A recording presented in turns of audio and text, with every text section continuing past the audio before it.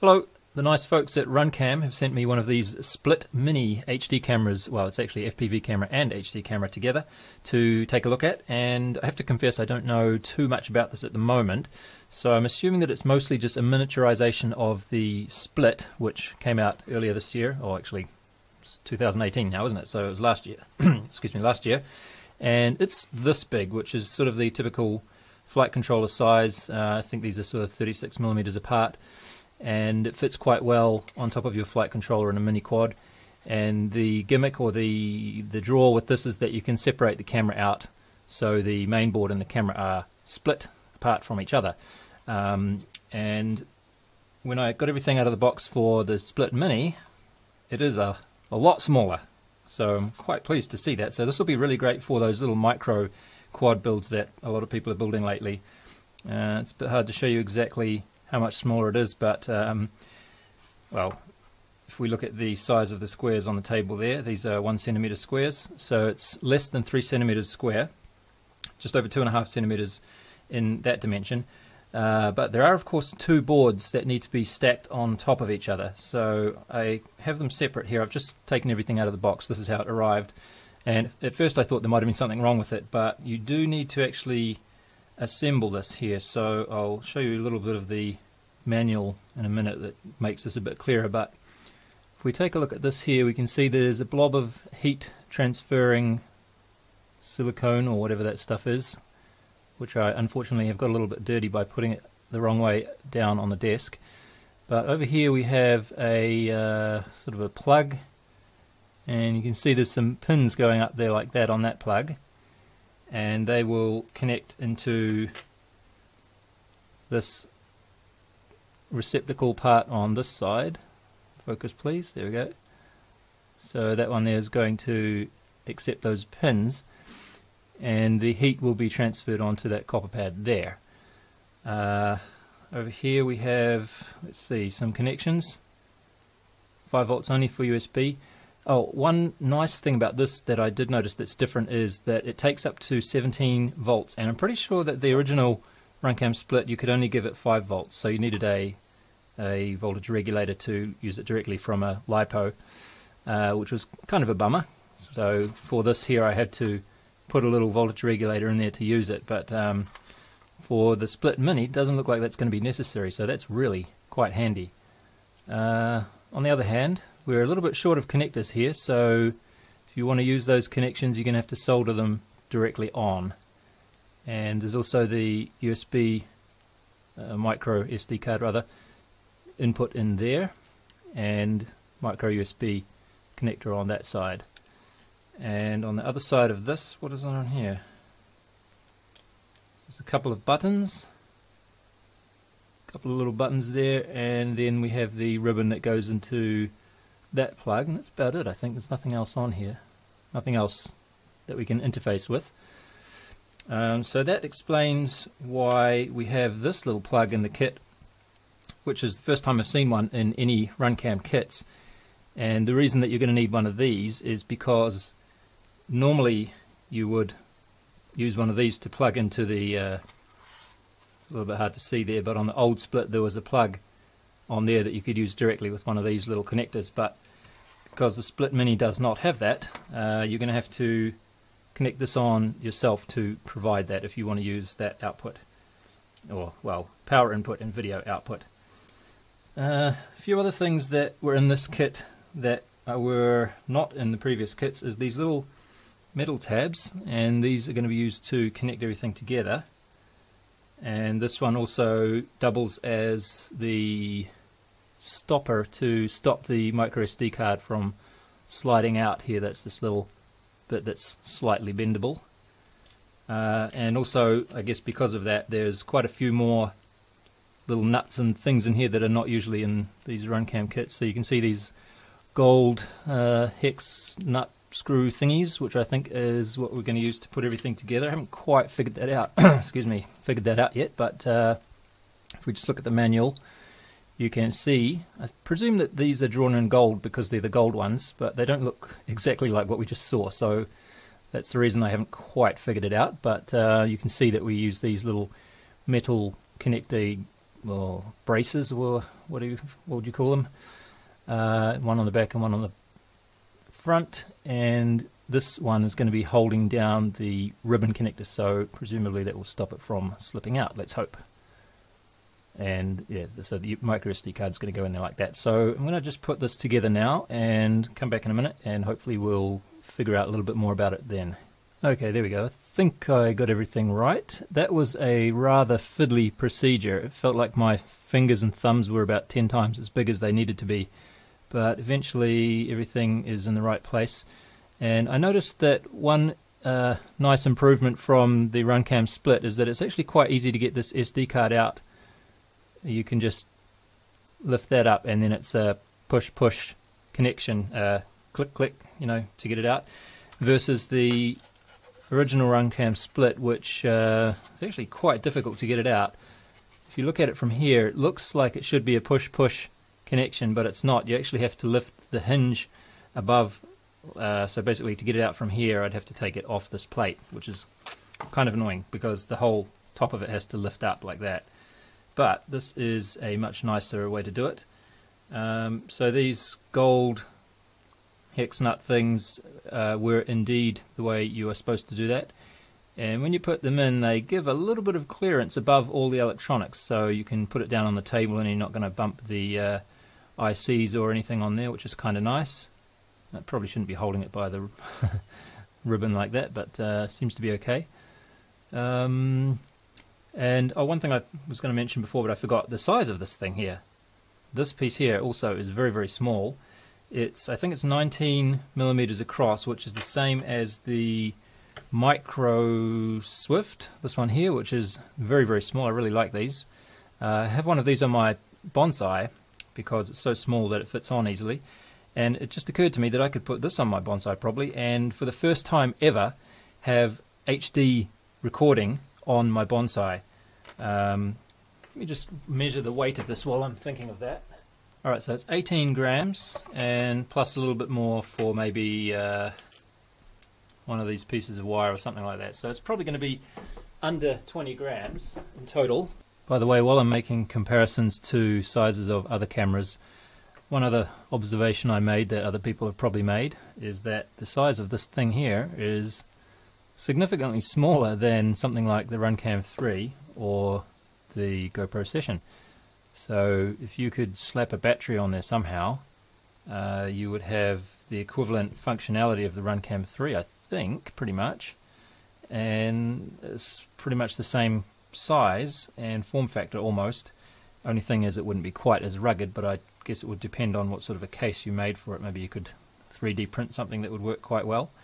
Still don't think it would be quite as good as this because this is obviously nicely waterproof and very tough, but still interesting that now you have the same functionality in such a small package. There are no markings on this lens to say whether it's like 2.3mm focal length or whatever. The only thing I see on here is that it says field of view 165 degrees, so not sure what that means exactly. So I'm just going to power this up by USB, and hopefully if I've assembled it correctly we'll hear some beeps and see some LEDs or something like that. Okay, there's no beeping. That's interesting. This one, when you turn it on, you get a beep or two beeps, which means something. So it can let you know a little bit about what it's doing by the beeps. But this one, I guess all we have is the light. And I think the light that we're seeing here, slow blinking of blue, means that it's recording. So that's one other thing I was wondering about, if the default setting is to record straight away, which it looks like it is. And hopefully we can affect that or do something here by pushing power. Yep, so solid blue I think just means it's in standby, so it's not recording.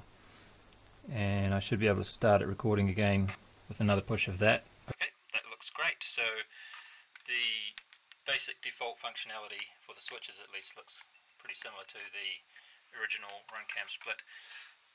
It's a little bit dark now to do any testing, so I think I'll have to do the bulk of it tomorrow, but I might just go out and see how it performs in low light. So it's actually very low light. The sun's already gone down about half an hour ago, so this is probably not going to work too well, but I'll give it a try anyway.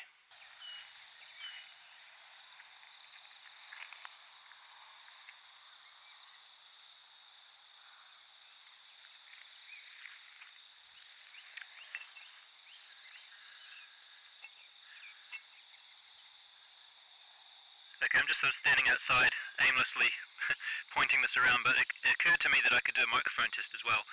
So my mouth is probably about 20 centimeters away from the microphone. Hello. And I'm just talking at normal conversation level. And I'll see how that goes. So now I'll put my mouth about a meter away from the microphone. And when I tested this... What the hell? Is it a... They look like a kingfisher. Do we even have kingfishers in New Zealand? Huh. Alright. What was I saying? Yeah, when I tested it indoors at my desk just before, the audio was a little bit scratchy, sort of sounding like you hear on a telephone. So some parts of the spectrum, or the audio spectrum, was sort of cut out quite a lot. But it was clear, I guess. You could clearly hear what I was saying. It wasn't too bad. So it remains to be seen how it goes with the noise that you get from a plane or a quad when you're flying around. That's what we really want to know, isn't it?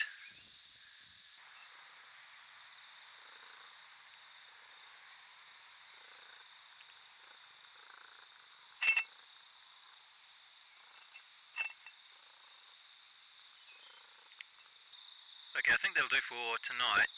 This is about as dark as I have ever flown FPV, and with my normal Runcam Swift, that is. It's still actually flyable, but very, very borderline, so I would not be flying any darker than this. So I'm kind of interested to go back inside and see how bright, or not bright, maybe, it looks with this camera.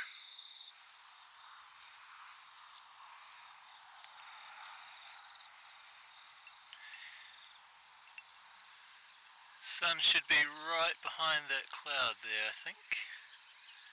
Looks like about the brightest spot in the sky. Just check if the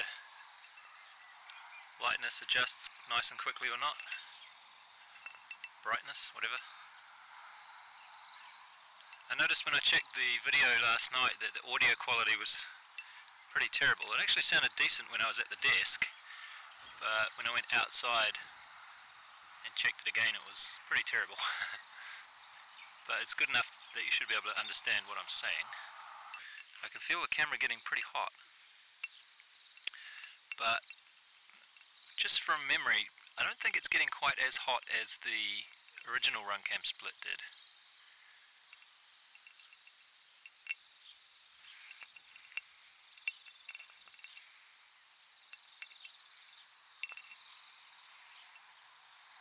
Okay, now we've got some sun, so I'll just sort of point it up at the sun a little bit and see if we have this nice colour balancing, or white balancing, whatever. I think it should be pretty good. Let's do a little bit of this sort of in and out of the leaves kind of stuff. See how it goes. Oh, looks like this little birdie might have had a run-in with the puss-puss. Puss-puss came out on top.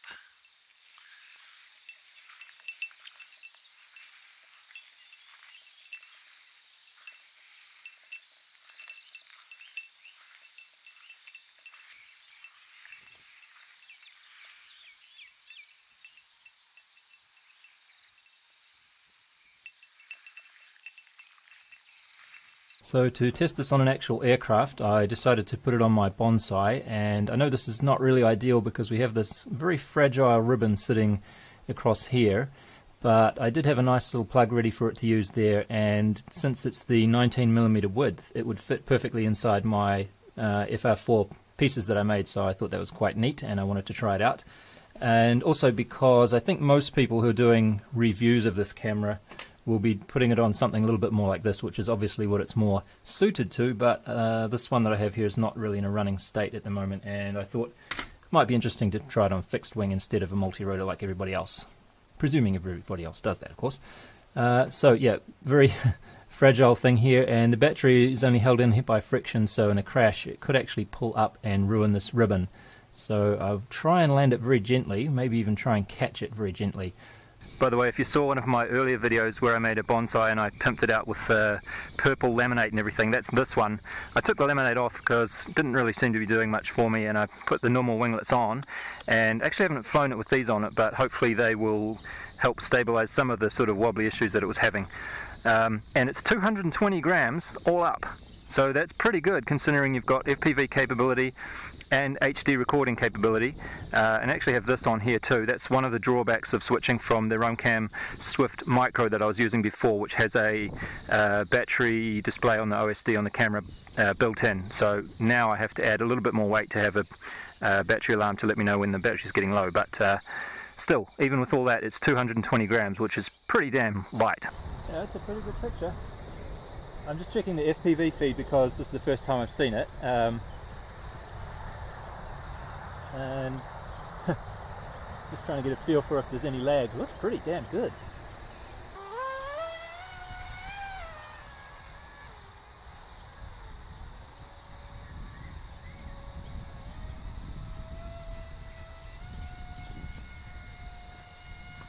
Okay.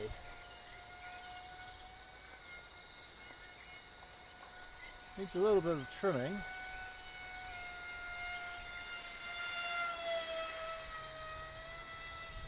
Flying alright. I haven't tried it FPV yet, hold on. Yeah, let me just bring it back and then I'll switch into FPV. So you've already seen it, I suppose, but right. It's a bit fuzzy, but that's just the transmitter's fault, I think.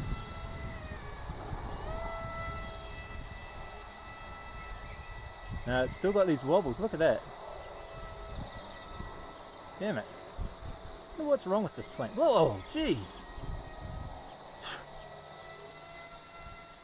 Anyway, so we're supposed to be testing the camera. It's faced into the sun. Yeah, no problem.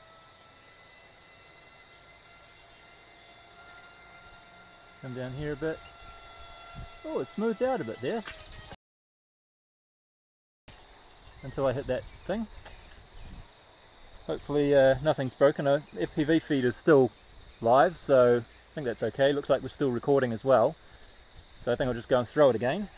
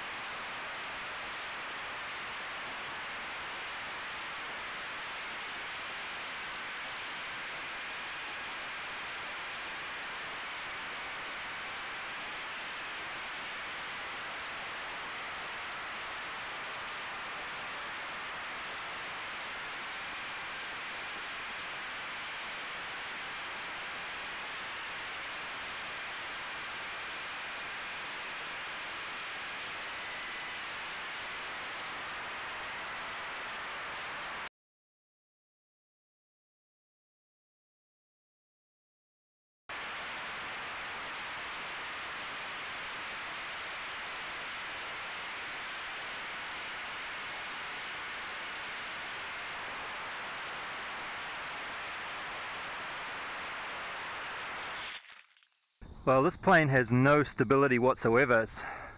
really disappointing. I don't know why it turned out so bad, but as far as the functioning of the camera goes, I think everything is fine. Let me just stop that before I unplug it so that I don't lose my 10 seconds. Yeah, FPV feed was fine.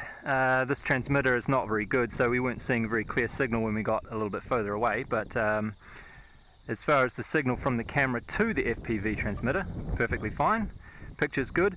When I faced the sun, it was a little bit darker. Everything got a little bit darker than I thought it might, but still perfectly fine to fly with.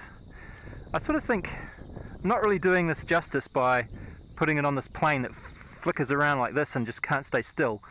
So what I might do is put this and the camera together on a little piece of plywood mount or something and put it on a larger plane, because it's a little bit windy, I think, is mainly what the problem is, and see if we can't get a bit more pleasant video to look at from it. So I made this little platform. It's just cut out of the side of the Runcam box, and I used some of the sponge from the packing underneath the main board of the camera there, just to keep it a little bit protected, and it's just sellotape around the top to hold it on, and some screws using the supplied mount. These screws were actually not supplied, but that's the mount and the supplied screws there. And I think I'm going to put this on my mini Talon and fly it around and see how it goes. This mount is obviously not a long-term solution. I just whipped this up to quickly make a YouTube video before it got too dark, and it makes it difficult to get at these buttons and stuff, so I'll have to change this to something a little bit better in the future. Well, I say that, but quite often I don't. I just keep using it like that. Right, camera's on the mini Talon now. Let me just hurry up and do this because it's kind of getting dark.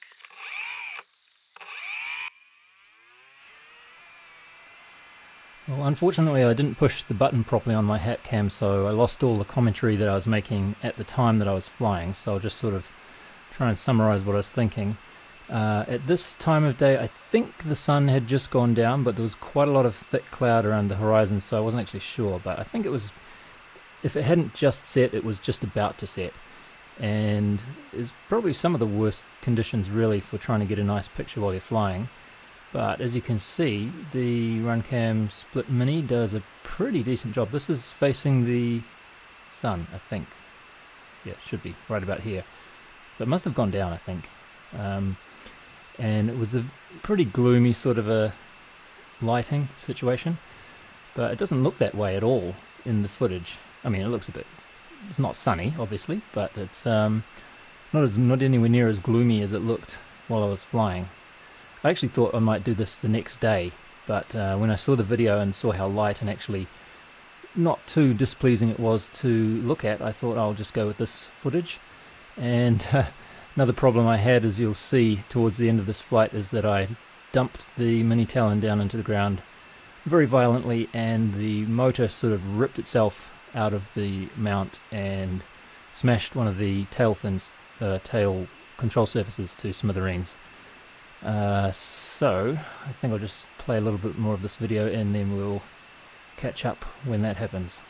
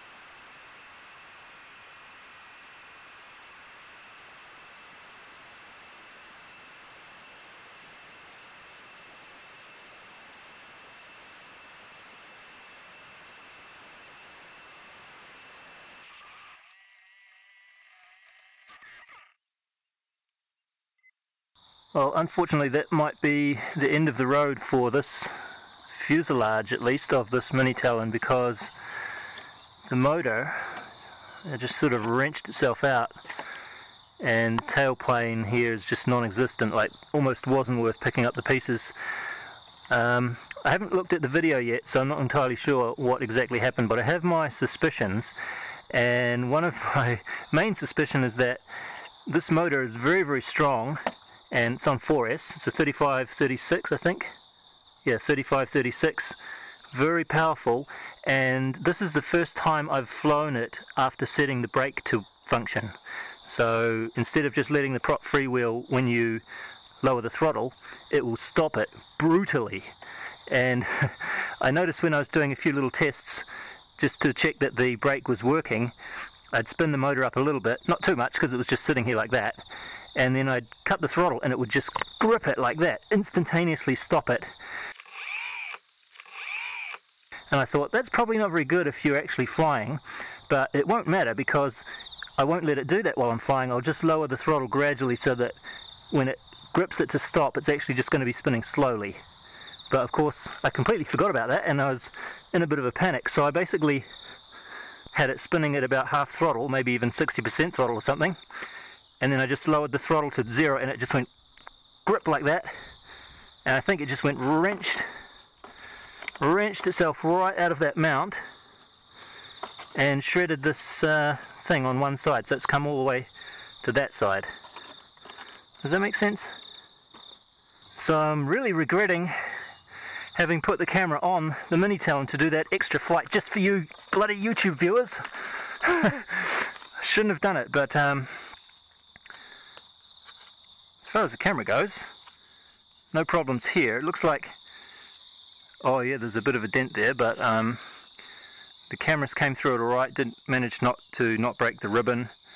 It still kept recording through it all and didn't have any problems in that regard. So anyway, that's going to do for this video. Hopefully it was a little bit informative. I think we kind of know what to expect from Runcam products by now. So really the big difference with this one is that it's just a lot smaller and lighter. Very convenient little package. Anyway, thanks for watching.